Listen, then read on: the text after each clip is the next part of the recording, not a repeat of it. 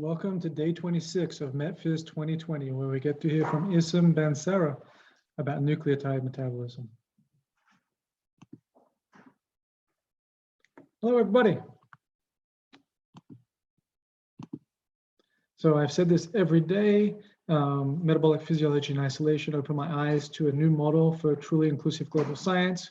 This is a way that we can provide cost-effective, state-of-the-art science to anybody, anywhere, at any time by making these talks available online through multiple platforms. All you need is internet, and you can access the talks that have been given through MetPhys 2020. It's green. We don't need to come together, so this is a way we can include a lot of additional people in our community who may be excluded by traditional means.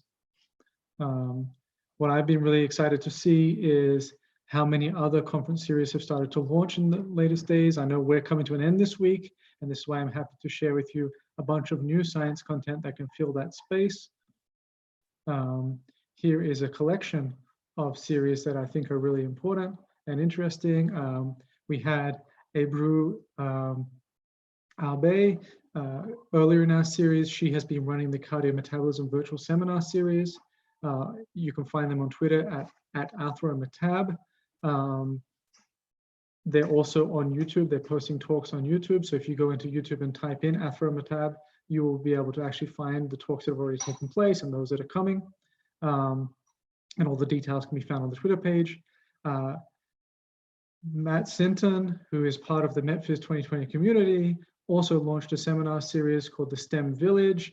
Those talks are very interesting and different, and I've really enjoyed hearing about them. The endocrinology basis of why male birds have a song and things like that. There's all kinds of talks, and they're very interesting. The kind of things it's fun to kind of watch with your kids and give them neat little facts. And it's just a really great series. And they are also, I think his series is coming to an end very soon. But those talks are all available on YouTube. Once again, if you Google or go into YouTube search button and click the STEM Village, you'll be able to find them. And I'm sure you're going to enjoy at least one of those talks, if not all of them. I've been enjoying listening to those in my spare time. Our friends in Australia have launched an Australian Islet Biology lunchtime seminar series. I've heard that these are also going to be posted on YouTube, so everyone in a different time zone. You don't have to wake up in the middle of the night to listen to these. The first one's coming this week from Professor Trevor Biden, and reappraisal of beta cell lipotoxicity. I know a lot of that audience will be interested in hearing that. So you can find that online. There is also an online immunometabolism seminar series. If you go to Immunomet.net, there was actually going to be a conference, and they converted that into an online seminar series. They are also posting those to YouTube, so you can search those. They have their channel, you can subscribe and have access to all those information and share them.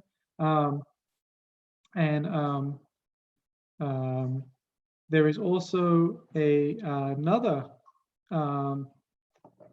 immunology seminar series called Global Immunotalks, which is run by Elena Zuniga. It's about to launch this week, and they're going all the way out to August. I think the Cardio-Metabolism virtual seminar series as well are going out to August, as are the Australian Islet Biology lunchtime seminar series run by Malcolm Kabede. So have a look at those. If you need to have any information, reach out to me, I'll share them. And then there's another seminar series that's been ongoing for a while now, also once again on YouTube, so you can access the past talks and then the future talks. That's run by Lance Johnson, and it's called Alzheimer's Afternoons. It's on Tuesdays and Thursdays at 3 p.m. and they have a Friday training happy hour, and you can find them online on those Twitter sites. So if you're looking for science content, once MetPhys 2020 is over, there is a lot out there for you to get. And of course, there is the Blood and Bone seminar series that's been ongoing for quite a while now. They're also on YouTube. If you search Blood and Bone, you'll see those. There's a lot of great talks, a lot of great content. What's really fantastic is all these different platforms are promoting this new model, which is inclusive. It's making science available. And I think it's a different way to think about open science. So look into those and enjoy them. I know I'm going to. So once again, just another plug for the Australian Islet Biology lunchtime seminar series launching this week. from Malcolm Kebede and Belinda Yao at the Charles Perkins Center. They've got both Australian speakers and some international leaders. They're using both early and mid-career researchers as well. So it's a really great spread. So tune into that. And I have had word that these are going to be going up on YouTube too. So you do not need to wake up in the middle of the night for those of my colleagues out here in the States and in Europe. So now we get to the fun part. Cassidy, this is my favorite photo so far. I love it. Playing the guitar there, you look so happy. Take another photo. I'm looking forward to seeing what you do today. We're almost at the end of this challenge and you have nailed it. I think you have done so far the very best challenge of all the MetPhys challenges. The cup challenge is still ongoing. Yesterday, Miriam Valera Alberni launched a challenge to Thierry Akier's cup, where she tried to combine both the best very good boy and coffee mug into one. She also threw in a challenge for the best stuffy, and this one's a mitochondria.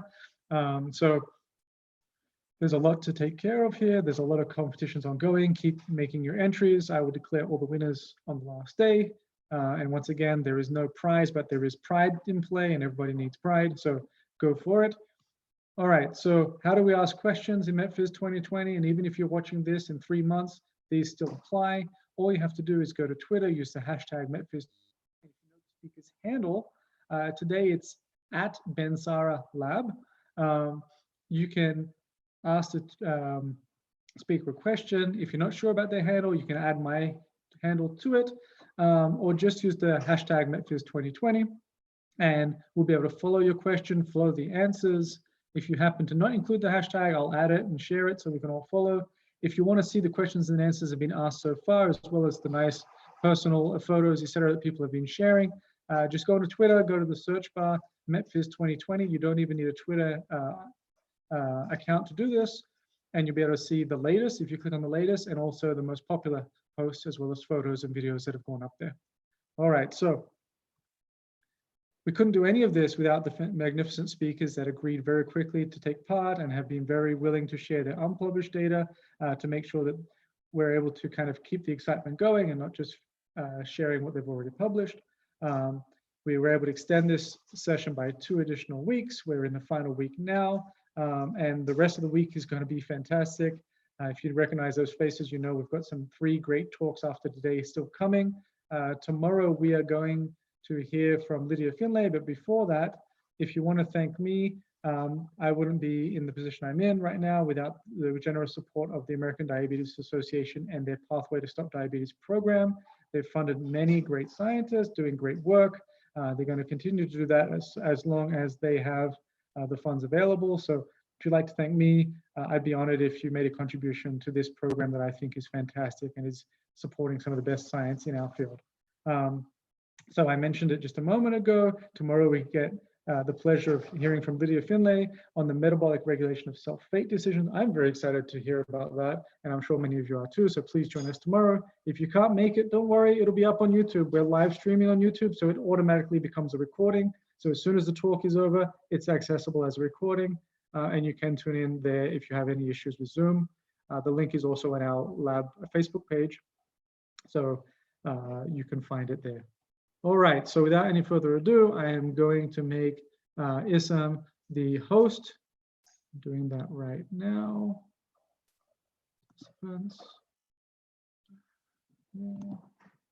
Making host. Yes, I want to make you the host. I am no longer the host. Issam, it's over to you. I'm going to turn off my video and stop my share.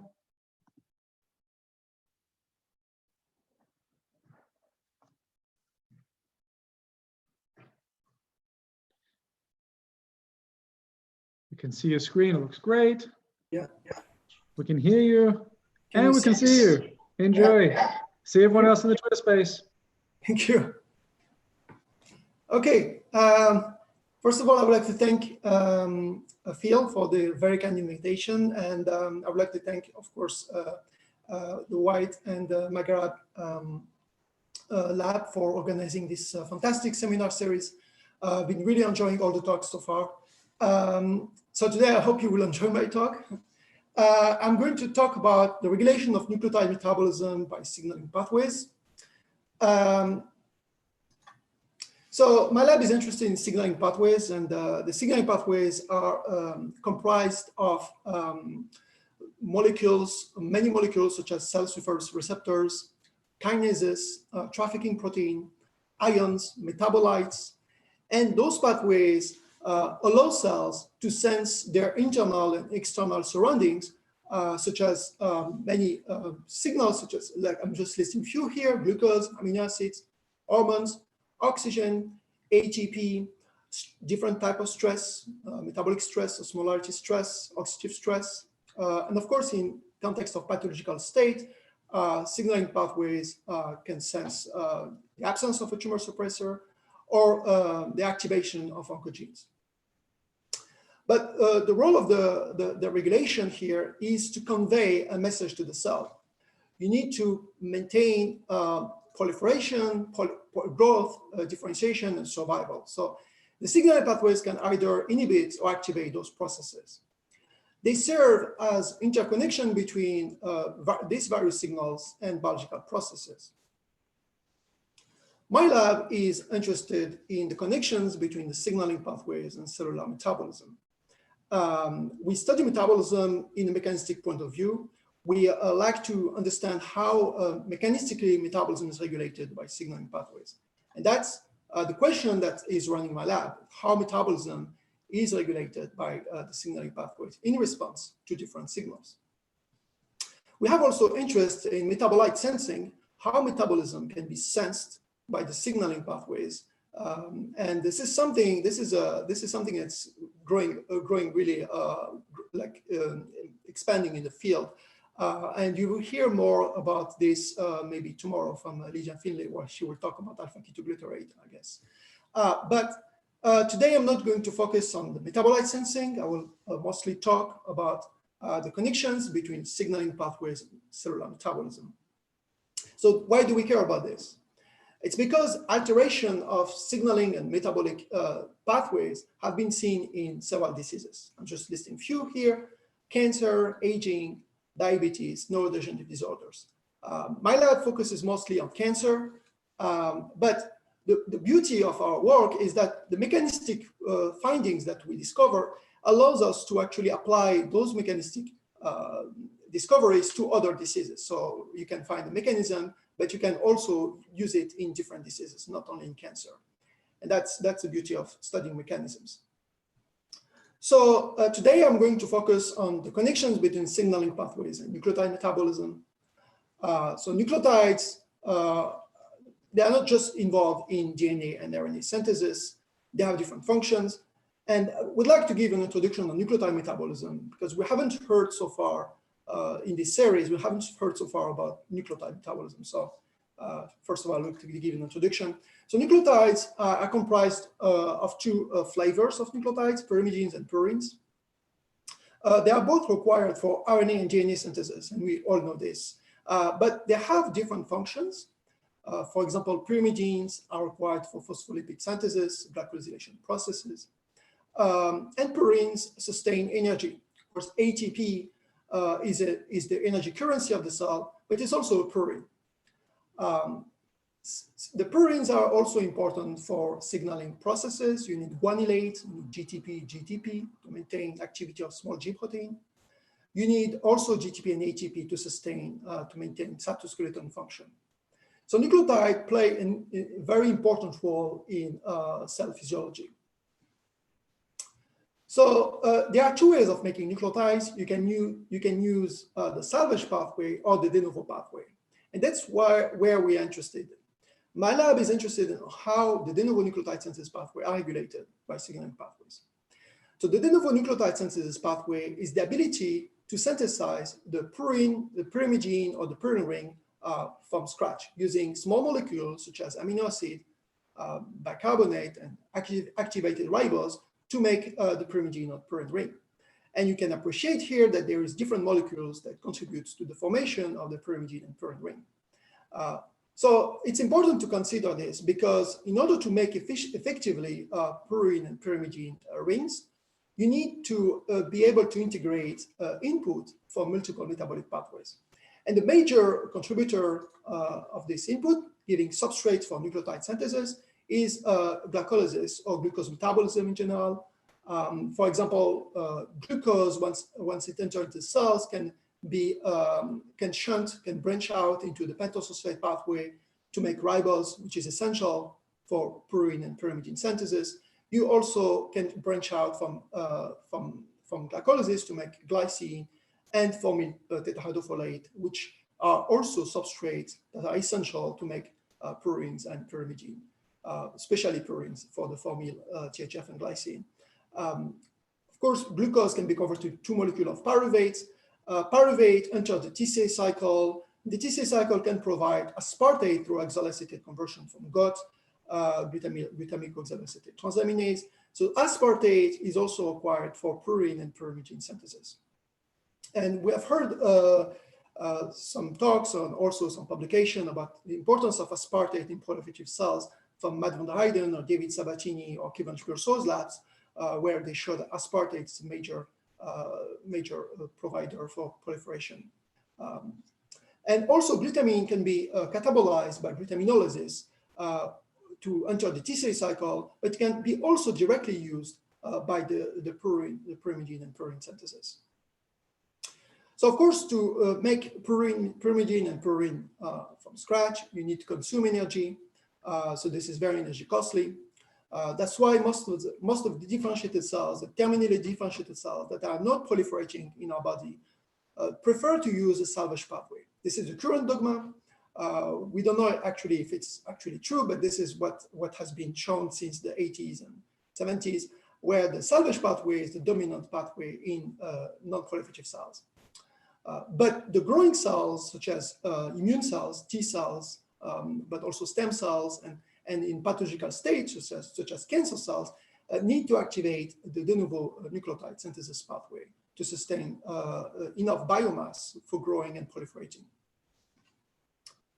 So I would like to give an introduction on the de novo pyrimidine and the de novo purine pathway before I go into some of the data. So the de novo pyrimidine pathway starts with glutamine and bicarbonate and aspartate to make dihydrotate through this enzyme called CAD, which is a very interesting enzyme. It's a 3-catalytic activity. It has 3-catalytic activity and converts this substrate into a dihydrotate. Once dihydrotate is produced, it has to enter into mitochondria and be converted into orotate through this enzyme called DHODH, which is orotate dehydrogenase. Once orotate is made, orotate has to get out of the mitochondria to be converted into UMP through this enzyme called UMPS. This enzyme is very important because it actually adds the sugar moiety here. The ribose enters in the E1 activity of UMPS. So we still don't know why dihydrotate has to go into the mitochondria and get out from the mitochondria to make UMP. But we know that DHODH is connected to the electron transport chain because when you convert dihydrotate into orotate, at the same time you reduce ubiquinone to quinone, and you transfer the electron to the oxygen phosphorylation. So this is the pyrimidine ring. I'll also introduce the purine pathway. So this is the de novo purine pathway. This is quite different from the de novo pyrimidine pathway because it starts directly from the ribose and build on the top of the ribose the purine ring by adding several molecules involved in the formation of the ring. You can see this is much more complex. The de novo pyrimidine pathway. It has this 10-step reaction, and 6 enzymes belongs to the de novo purine pathway, while 4 enzymes, which are required to make AMP and GMP from IMP, are shared with the salvage pathway. So I'll come back to this later. So in the lab, we study metabolism by using metabolomics. We left Deep Chandel and Peng Gao at the core, at the Northwestern metabolic core. We established a core, basically, that allows us to measure metabolites and do tracing, but also steady state metabolomics. We have 2 instruments in the core. We have the Q executive and the triple quad, which is great. Then we can move forward more rapidly. So today I will separate the talk in 2 parts. One will be about the regulation of nucleotide synthesis by mTOR1, which I will introduce in a minute. This work is published and I've been done during my postdoc. And I will finish the talk with unpublished data showing the new connection between the RAS-ERK pathway and purine synthesis. So, mTOR is a serine-threonine kinase. It's the mechanistic target of rapamycin. It exists in two complexes, mTOR1 and mTOR2. So mTOR1 is regulated by growth signals and stress signals, and the major integrator of these signals is this complex, this heterotrimeric complex called TSC1, TSC2, TBC1D7. So this complex is regulated, spatially regulated from the lysosome by growth signals. So when the growth signals inhibit the TSC complex, mTOR1 is hyperactive. When the stress signals activate the TSC complex, mTOR1 is inhibited. So we know now that we know that the TSC complex is a major regulator of mTOR1. And mTOR1, at the time when I started my postdoc, mTOR1 was known to be a master regulator of protein synthesis and lipid synthesis, as well as glucose metabolism. And during my postdoctoral training, we demonstrated mTOR drives nucleotide synthesis. And we actually can use this system when you can actually knock out one of the components of the pathway. So TSC2, for example, if you knock out TSC2, you disconnect mTOR1 from exogenous signals, and mTOR1 becomes constitutively active. And you can use rapamycin to address the question whether what mTOR1 is doing with respect to metabolism. So I'm just showing some few data here. It's published, but basically this is the model. We know that upon growth signals, mTOR1 or oncogenes, mTOR1 is hyperactive and leads to phosphorylation of its canonical target, A6 kinase 1. And we showed that A6 kinase can directly phosphorylate CAD on the site serine 1859. This phosphorylation was able to increase flux through the de novo pyrimidine pathway. I'm just illustrating some of the findings here. So if you look at newly synthesized UMP using N15 glutamine, so this is a glutamine that is heavy labeled on the amide position of glutamine. And if you look at the end product here, UMP, you can see that insulin, which activates mTOR1, increases newly synthesized purine UMP, and this is reduced if you give rapamycin or A6K inhibitor. And we, with cell signaling technology, we collaborated to make a phosphoantibody for CAD, for the phosphorylated CAD. Now this antibody is commercially available since several years now. But basically, we show that insulin, activate phospho-CAD, and rapamycin and A6K inhibitor reduce this phosphorylation. This is very specific for A6K phosphorylation. So whether or not this phosphorylation is important for the regulation of the metabolic flux, so we actually use cells that are CHOK1 cells that are CAD deficient, and we can reconstitute these cells with CAD wild type or CAD mutants for the serine 1859 to alanine. And if you do a tracing experiment using N15 glutamine, you can see that in cells that are reconstituted with wild type CAD, we can reconstitute the flux through the pathway with insulin, increasing N15 dihydroorotate, or increasing N15 UMP seen here. If you give an A6K inhibitor, you reduce the level of these newly synthesized pyrimidines. And in condition when you actually mutate the CAD to alanine, the serine 1859 to alanine, you can appreciate here that we abolish the flux induced by insulin or reduced by A6K inhibitor. And we observe here that in newly synthesized pyrimidine, we also observe that insulin doesn't have any effect on the flux. So I just showed you here that mTOR1 can directly regulate pyrimidine synthesis through phosphorylation of CAD mediated by 6 kinase. And I will show you now how mTOR1 regulates purine synthesis. So this, someone is using a vacuum outside. Sorry. So this work was done in the Manning Lab, of course. We, in collaboration with Gerta Hojai, who has now her own lab at UT Southwestern. I encourage you to look it up. So we could not see any regulation of the de novo purine pathway directly by mTOR1. Instead, we observed that mTOR1 through the transcription factor ATF4, which is activating transcription factor 4, regulates the expression of one gene called MTHFD2. This gene, so the name of this gene is methylated hydrofolate dehydrogenase 2. So this gene is important because it makes fomate from serine. So if you increase expression of this gene, you will increase substrate availability for purine synthesis because you increase fomate, fomate gets out of the mitochondria, and fomate is converted back by MTHFD1 into 10-formyl THF. This substrate is actually used by Garth and Attic here in this step. So by giving more fomate, you increase the ability of the de novo purine pathway to make more purines.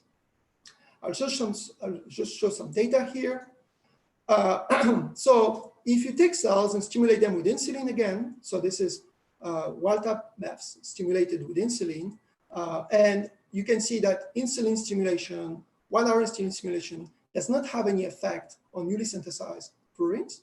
But if you treat for a longer time point, we see higher level of levels of purines, newly synthesized purines, which can be reduced with rapamycin. We observed the same thing in a TSC2 model. So if you knock out TSC2, as I said before, you activate mTOR1 constitutively. And that's what you observe here in the black bars are TSC2 null cells. You can observe that we have higher levels of newly synthesized purines in TSC2 deficient cells. If you treat with rapamycin, 1 hour treatment doesn't have any effect on newly synthesized purine. But if you treat long enough with rapamycin for 12 hours, for example, you start seeing a decrease in newly synthesized purines. So then we, through a different screen, we identify that this effect is mediated by MTHFD2 regulation. Here I'm just showing the Western blot that shows that rapamycin time course decreases levels of MTHFD2, which correlates with the effects of knockdown of MTHFD2 with the purine synthesis level. So if you knock down MTHFD2, you decrease newly synthesized purines. So we show that MTHFD2 is actually an ATF4 target.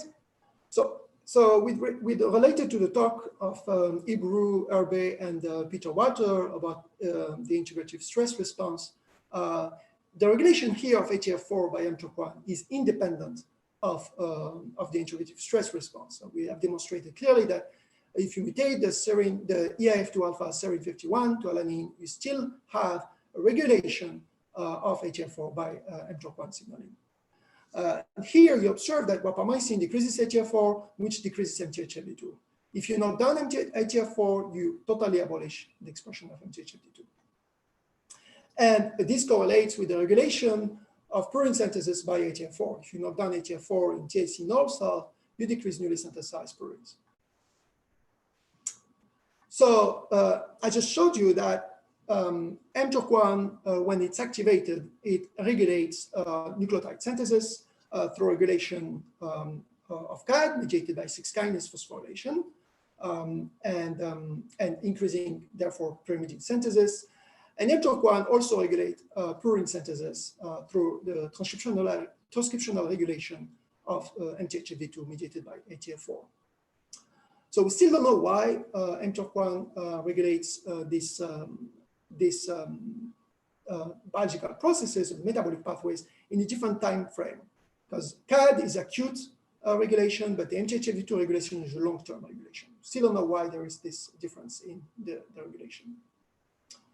So just show some unpublished data that we worked on during my postdoc. So this is actually the same approach here, except that we use immune cells, which is lymphocyte B cells. This is called BAF3.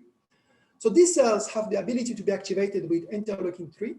So if you stimulate acutely or long-term, you have this. This is a marker of activation of the BAF3. So we look at phosphostat 5, and you can see that IL-3 increases phosphostat 5. Rapamycin doesn't have any effect on this activation. However, when you look at the markers of pyrimidine and purine synthesis, we can see that we can recapitulate the finding we observed in proliferative cells and cancer cells, in also immune cells. We can see phosphoKine increased with IL-3, short term, but also long term. And ATF4 also seems to respond the same way. We also did a flux experiment using, again, N15 glutamine, looking at newly synthesized pyrimidine intermediates. And again, we see IL-3, acute stimulation of IL-3 increases newly synthesized N-carbomolar aspartate, which is a pyrimidine intermediate, and UMP as well. And in the long term, we see even higher level of newly synthesized pyrimidine, which are rapamycin sensitive. Again, in the BAF3, we did also this analysis for purine synthesis. And again, it also recapitulates the findings that we observed in MEFs and HeLa cells. We observed that basically IL-3, short-term treatment IL-3 doesn't have any effect on newly synthesized purines, but if you treat long enough, you see a nice increase in newly synthesized purines, which is rapamycin sensitive. This tells you that we can actually observe these mechanisms in different settings as well. From here, I would like to switch gears and talk about some unpublished work. I will go more into detail on how the RAS-ERK pathway can directly regulate purine synthesis. Well, the RAS signaling pathway is known to regulate cellular metabolism, and there are several studies about the regulation of KRAS, oncogenic KRAS, and cellular metabolism, and the ability of RAS to reprogram cellular metabolism. The mechanism downstream of RAS signaling, connecting RAS signaling to metabolism, are kind of mysterious or still obscure. And most people assume that the effects of RAS signaling on metabolism are mediated by mTOR1, which is known to regulate metabolism, but also MYC, which is a transcription factor, which is a master regulator, for example, of nucleotide metabolism, but also regulator of metabolism in general. But I don't think this is that simple, and because the RAS signaling belongs to a cascade, which is the RAF-MEK-ERK pathway. And ERK is a kinase, and as a kinase, ERK phosphorylates things. And there are many substrates of ERK. But when you look at the metabolic substrate of ERK, you cannot find a lot of substrate. There are very few substrates of ERK signaling. So we asked the question whether ERK directly regulates nucleotide synthesis independently of MYC or mTOR1 signaling. So when we looked at the literature, and we found this old paper published 20 years ago in Nature that demonstrate that ERK phosphorylates directly CAD on threonine 456, which is a different site that one was phosphorylated by 6K1. This phosphorylation of CAD, according to the authors, reduced the affinity of CAD for UTP. UTP is a negative allosteric inhibitor of CAD. And this phosphorylation, by reducing the affinity of CAD for UTP, increases flux through de novo pyrimidine synthesis.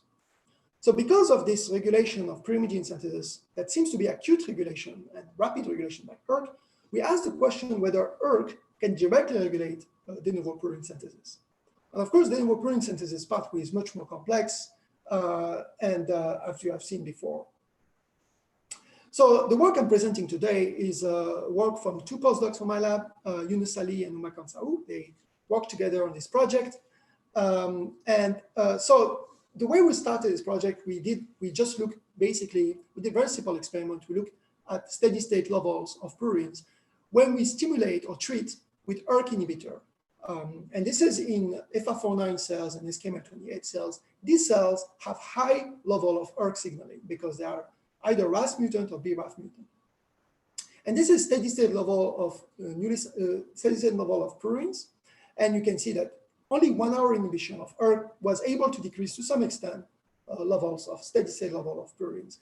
And you can appreciate here, this is the Western blot in parallel. We can appreciate that phospho-6 kinase which can be regulated by ERK, but at this time point doesn't seem to have any effect. Or ERK inhibition doesn't have any effect on mTOR1 signaling at this time point.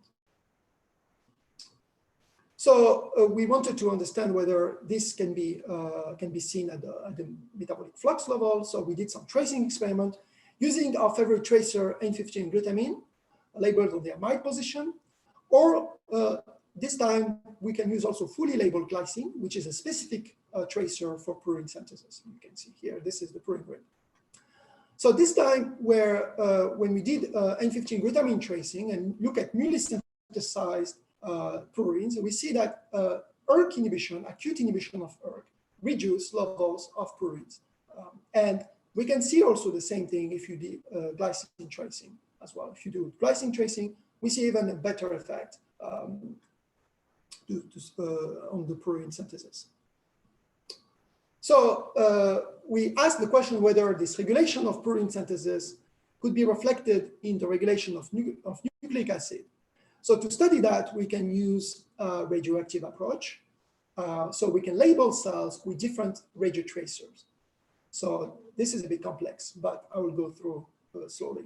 So we can use C14 glycine. So glycine gets incorporated at the GART level in the de novo purine pathway, which is important for the purine ring. We can use C14 formate. So formate will bypass the one carbon tetrahydrofolate pathway, the one carbon metabolism pathway. Formate can be converted into formyl THF, and then formyl THF is used at two places in the pathway, GART and at TIC. And we can use a labeled serine, which is labeled on the position 3. So it's a serine that will reflect exclusively the one carbon metabolism. It doesn't reflect glycine incorporation because it's labeled on position 3. So either way, when we do all this tracing, we observe that EGF, which is the epidermal growth factor, the physiological activator of ERK signaling shown here, increases newly synthesized, increases incorporation of all the carbon 14 from these tracers into RNA, and this is reduced when you give MEK an ERK inhibitor. We can observe the same regulation here in cancer cell line. This is different cancer cell line, lung, melanoma, pancreatic cancer. If you actually treat cells with MEK inhibitor, you can decrease the incorporation of carbon C14 from glycine into RNA and also DNA.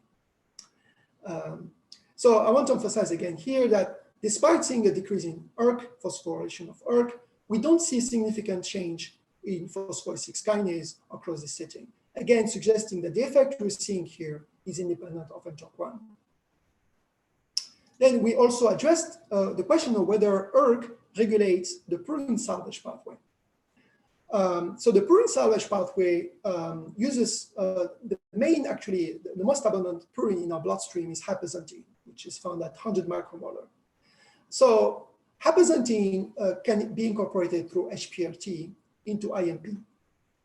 So this way you can actually, if you give a tracer, if you give radio-labeled hyperxanthine, you can bypass the de novo pathway and look specifically at the salvage pathway, and still this newly synthesized IMP can be incorporated into RNA and DNA.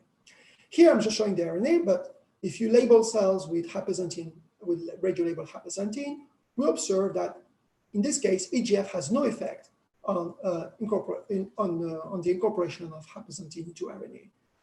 And this is seen also in FR49 cells treated with different inhibitors, MEK and ERK inhibitor, and we see again there is no effect on the incorporation of hyperxanthine into RNA. This suggests that ERK signaling does not regulate the salvage pathway. So what's the mechanism? I think that's the most difficult part. So we started looking at transcript level of the purine enzymes. We could not see any change at transcript level.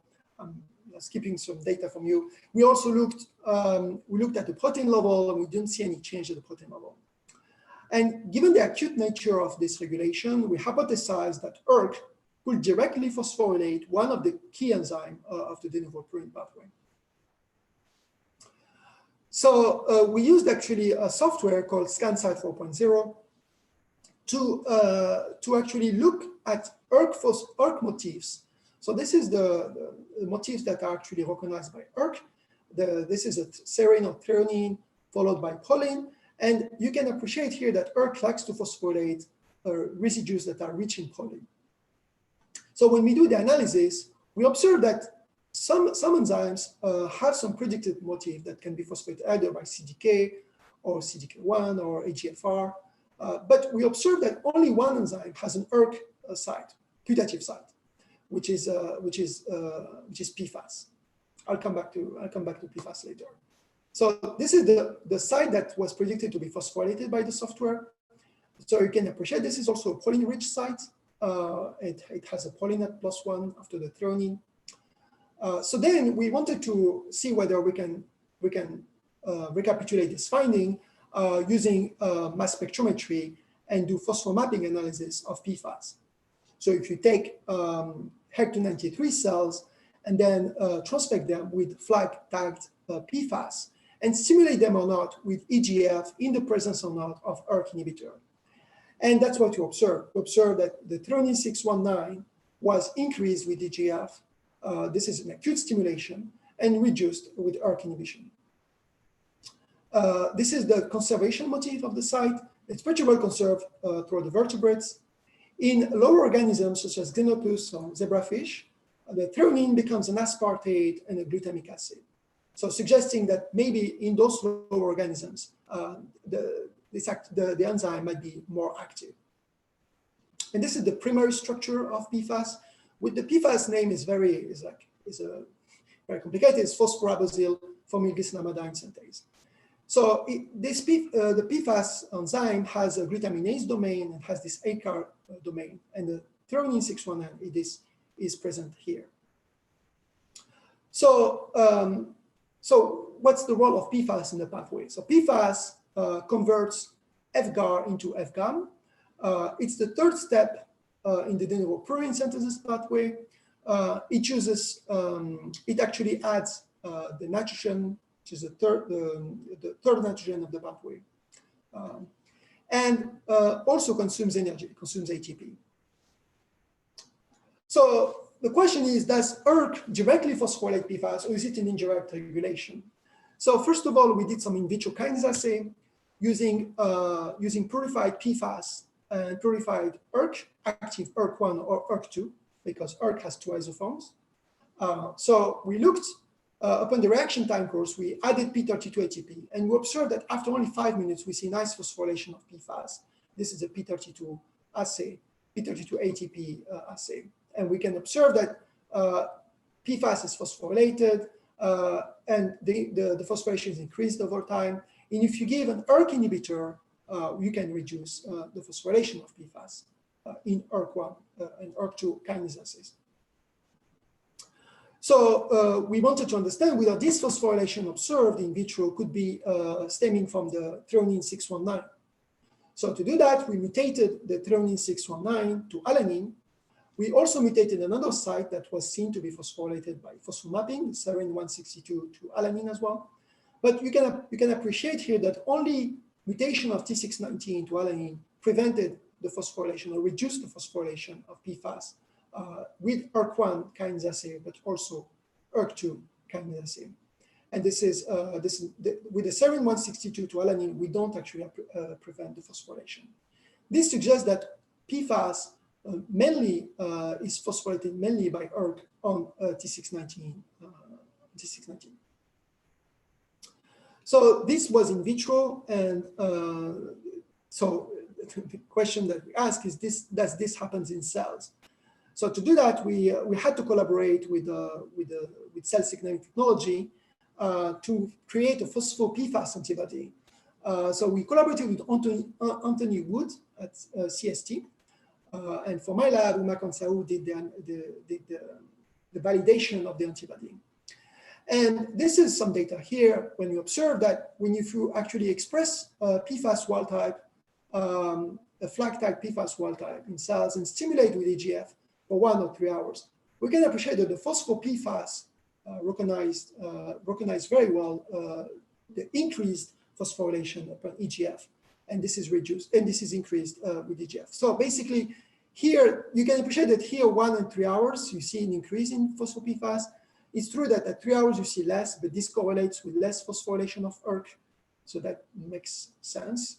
And if you do this in cells expressing a mutant version of PFAS, for example, T690-dualanine, you totally abolish the phosphorylation of PFAS. And we can validate this finding using also MEK inhibitor. So this is endogenous PFAS phosphorylation. This is not overexpression. So you can see that phosphorylation of PFAS is increased over time. This is 1 and 3 hours EGF stimulation. If you give a MEK inhibitor, you reduce the phosphorylation. And we validated that because we were worried that mTOR, because mTOR phosphorylate also proline-directed sites. So we're worried about mTOR, whether that could be mTOR phosphorylation, to be an mTOR substrate. So we validated that rapamycin doesn't have any effect on the phosphorylation of PFAS. This is another assay where we express FLAG-tag PFAS and stimulate with EGF, we see phosphorylation of PFAS, which is reduced with MEK inhibitor. If you give rapamycin, the phosphorylation of PFAS is still there. We're not affecting this phosphorylation, while all the markers of mTOR are reduced. This is overexpression, but this is also endogenous PFAS. Again, the same thing, EGF increases phosphorylation of PFAS. This is reduced with MEK inhibitor, and rapamycin doesn't have any effect on this phosphorylation of PFAS. This is actually rapamycin insensitive, and therefore mTOR point independent. So we wanted to understand which of the isoform of ERK could phosphorylate PFAS in cells. So we have seen in vitro that ERK1 and ERK2 both are phosphorylating PFAS. So we asked whether this happens in cells as well. So we again express FLAG-tag PFAS. This is in a SI control condition. You see that EGF increases the phosphorylation of PFAS compared to unstimulated condition. If you knock down ERK1, we don't see any effect. The phosphorylation is still there. If you knock down ERK2, you reduce the phosphorylation of PFAS. This is the same when you knock down both. We see the same effects than ERK2 alone. We validated this in vivo, in cells basically, looking like if you knock down ERK1 and ERK2, this is endogenous phosphorylation of PFAS. Knockdown of ERK1 doesn't have any effect, but if you knock down ERK2, you decrease phosphorylation of PFAS. And if you knock down both, we see the same effect as ERK2. This is in SKML28, which have high ERK signaling. So we're still validating the antibodies with CST, but hopefully this will be commercially available for the community. So we also show that without EGF stimulation or oncogenic stimulation, but just overexpressing active ERK2 versus kinase D, we can see that we enhance the flux through de novo purine synthesis. And this is observed here. So you can see this is ERK2 constitutively active. You see increasing phospho-PFAS. This is phospho-ERK. And this is the glycine tracing. And we see that ERK2 constitutively active increases level of purine, newly synthesized purine. So then we wanted to understand whether this phosphorylation can explain the regulation of the flux. So we had to create cells knockout for PFAS. So we did a CRISPR, we used CRISPR-Cas9 technique to knock out PFAS in different cell lines. This is validation of the knockout. This is in 293 HeLa, FF1, and 375 cells. We can knock out PFAS. We validated that these cells actually knock out for the de novo purine synthesis pathway. Seen here, you see that cells, this is a C14 glycine assay into nucleic acid, and cells that are knocked out for PFAS don't have any signal. If you reconstitute cells with cDNA expressing PFAS, you can reconstitute the activity of the de novo purine pathway. We also showed that the PFAS knockout cells are auxotroph for inosine hapaxantine. Of course, PFAS is essential for survival, so if you knock out PFAS, cells cannot grow unless you give them inosine hapaxantine in the media, then they can grow, and this is what you're seeing here. The red curve is without the inosine hapaxantine, the cells cannot grow. If you give inosine or hapaxantine, you can actually maintain cell growth of these PFAS knockout cells. So why did we do this? Because we wanted to reconstitute this knockout PFAS with PFAS wild type or PFAS mutant. And that's what we did here. So if you reconstitute the cells with PFAS wild type and do again glutamine tracing or glycine tracing, this is two different cell lines, we can see that in wild type setting, MEK inhibitor, as we have seen before, reduce newly synthesized purines here, and shown here in HeLa cells as well. If you express mutant version of PFAS, so we have two mutants here, the serine 215A to T619A is a 2A, or the T619A alone. But here, just to emphasize here that T619 is enough, actually, mutation of T619A is enough to reduce flux through this pathway. And that's what you observe here. You see decrease at the basal level of purine synthesis, and it doesn't respond anymore to acute inhibition of ERK signaling. This is happening here as well in HeLa cells. So it's nice. It's a nice mechanistic study, but what's the impact of ERK2 dependent phosphorylation of PFAS in diseases? And I will mostly focus on cancer because this is what we do mostly in the lab.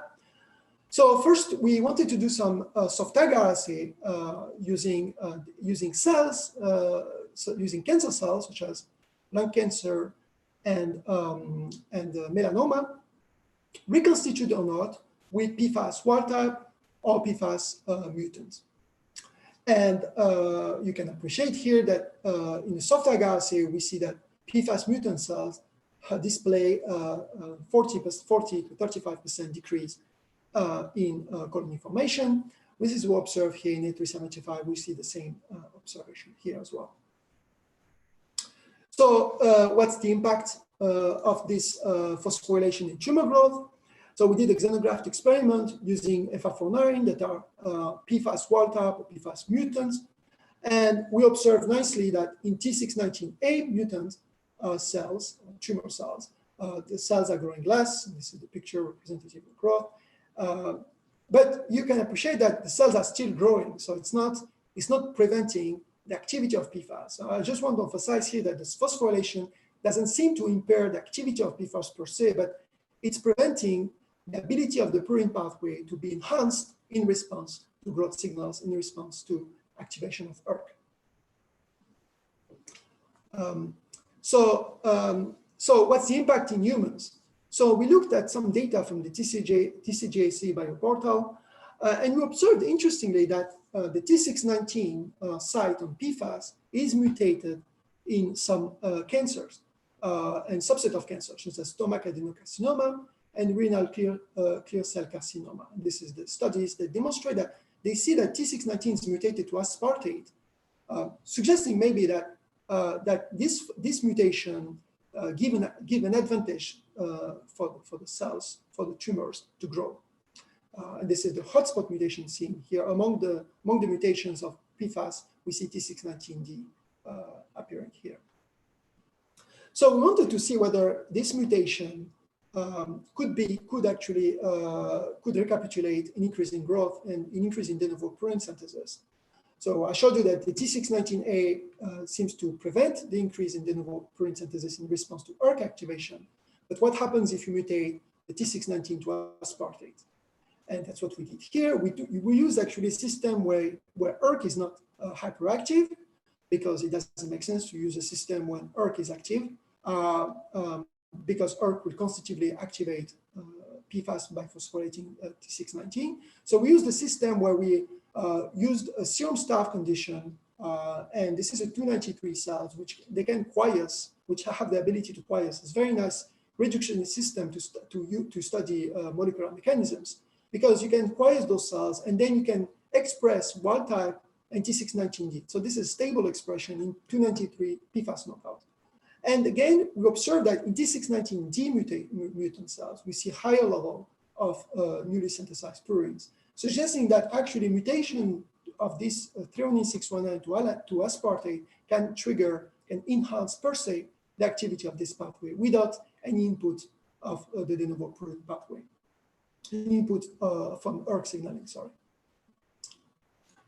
So So we wanted to see whether this translates into increase in proliferation, and this is in the same context, in low serum condition, this is 0.5% serum condition, we see that mutation of T690 into aspartate increases to some extent, it increases to some extent the proliferation of the cells. So, so this is the model, just almost there here, a bit early. But basically, the model here is that upon growth signals or upon activation, upon oncogenic activation of the ERK pathway, ERK2 phosphorylate PFAS. We are pretty confident that it's mostly ERK2 based on the settings we have tested. But we think that it's possible that there are also other contribution of ERK, indirect contribution of ERK, regulating purine synthesis.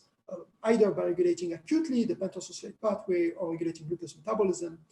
But the direct contribution seems to be mediated by the regulation of PFAS on threonine 619. This phosphorylation enhanced purine synthesis, making more purines available for RNA and DNA synthesis, increasing anabolic growth. So I would like to finish here by saying that the study of the metabolome can be very powerful. You can start from metabolomics and look at the metabolite level, what's happening in the metabolite level, and be like a molecular detective, trying to find how these metabolites are affected. It requires a lot of hypothesis-driven experiments and a lot of failure as well. But at the end, you can find a beautiful pathway a new pathway regulating metabolism. And here, 2 examples, mTOR1 regulating CAD through A6K mediating phosphorylation of CAD, and this unpublished work where we show that RAS activation or ERK activation can increase phosphorylation of PFAS, increasing purine synthesis. These two stories all stem from observation of changes in the metabolome. So with that, I would like to thank the lab members, of course, Yunus Ali and Uma Kansaw, who worked on the regulation of purine synthesis by ERK signaling, Elodie Villar, who has a project ongoing in the lab, and Brendan O'Hare, who is our lab manager, help us to order things and keep us moving. And our collaborators, John and Sarah and Min Won from Beth Israel Deaconess, Boston. And of course, I'm grateful from Nav Shindel and Pengao, where we work together on establishing the metabolic score at Northwestern. And this has been very important for the community at Northwestern. And I would like to thank our fundings, the LAM Foundation, the TAC Alliance, as well as NIH and the Linsench Foundation. And also I would like to thank the Manning Lab for keeping me in the loop. They always invite me to their retreats every year. I don't know if it's going to happen this year, but I'm very grateful about the scientific interaction I have with the Manning Lab and the Tokor Lab. And I would like to thank, of course, Gerta Hojai and Jessica Howell, where we collaborated on the mTOR1 regulating purine synthesis and pyrimidine synthesis during my postdoc. And if you have any question, this is my Twitter handle, and use the hashtag #MedFist2020, and I'm happy to answer any questions. Thank you very much for your attention. Bye-bye.